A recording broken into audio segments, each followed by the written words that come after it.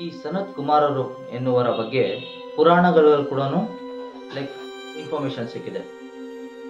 Like for example Shiva ಪುರಾಣದಲ್ಲಿ ಆ, ಸನತ್ ಕುಮಾರ ಸಂಹಿತ ಅನ್ನೋ ಒಂದು ಪಾಠ ಕೂಡ ಅದರಲ್ಲಿದೆ. ಮತ್ತೆ ಪದ್ಮ ಪುರಾಣದಲ್ಲಿ ನಾರದ ಮುನಿಗಳು ಈ ಸನತ್ ಕುಮಾರರಿಗೆ ಲೈಕ್ ವೇದ ಜ್ಞಾನಗಳನ್ನು ಅವರು ಉಪದೇಶಿಸಿದ್ದಾರೆ. ಅದ್ರ ಬಗ್ಗೆ ಅವ್ರಿಗೆ ಲೈಕ್ ನಾಲೆಜ್ ಅವ್ರನ್ನ ಪ್ರೊವೈಡ್ ಮಾಡಿದ್ದಾರೆ ಅನ್ನೋ ಒಂದು ಡೇಟಾ ಕೂಡ ಲೈಕ್ ಈ ಪದ್ಮ ಪುರಾಣದಲ್ಲಿ ರೆಕಾರ್ಡ್ ಆಗಿದೆ. ಮತ್ತೆ ಈವನ್ ಜೀಸಸ್ ಅಂದ್ರೆ ಕ್ರಿಶ್ಚಿಯಾನಿಟಿ ಅವರು ಕೂಡ ಲೈಕ್ ಸನತ್ ಕುಮಾರ್ ಅನ್ನೋದನ್ನ ಬಿಲೀವ್ ಮಾಡ್ತಾರೆ.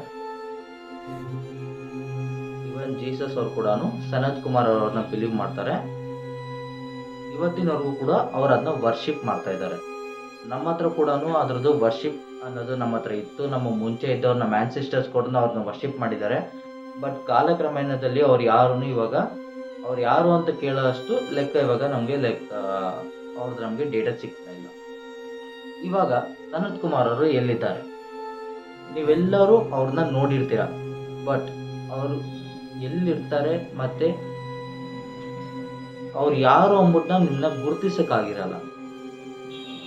This is the reality. ಇವತ್ತಿಗೂ ಶ್ರೀ ದಕ್ಷಿಣಾಮೂರ್ತಿ ಅವರ ಶಿಲ್ಪದಲ್ಲಿ ಅವರ ಕಾಲ್ ಕೆಳಗೆ ಒಂದು ಲೈಕ್ 4 ಮುನಿವರು ಇರ್ತಾರೆ.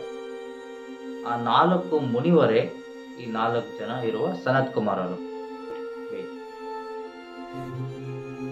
One small doubt. ಬ್ರಹ್ಮನಿಗೆ 4 ಮುಖಗಳು 4 ವೇದಗಳಿಗೆ ಸಮ. ಪುರಾಣಗಳ ಪ್ರಕಾರ ಬ್ರಹ್ಮನಿಗೆ 5 ತಲೆ. ಈ 5 ತಲೆಗಳು ಹಂಗಂದ್ರೆ 5 ವೇದಗಳು. 4 ವೇದಗಳಿಗೆ 4 ಸನತ್ ಕುಮಾರ್ ಇದ್ದಾರೆ. 5ನೇ ಸನತ್ ಕುಮಾರ್ ಯಾರು? ಈ 5ನೇ ಅವರು ಎಲ್ಲಿದ್ದಾರೆ? ಯಾವ ವೇದದ ಬಗ್ಗೆ ಇವತ್ತಿನ ಈ ಪ್ರಪಂಚದಲ್ಲಿ ಚರ್ಚೆ ಮಾಡ್ತಾರೆ?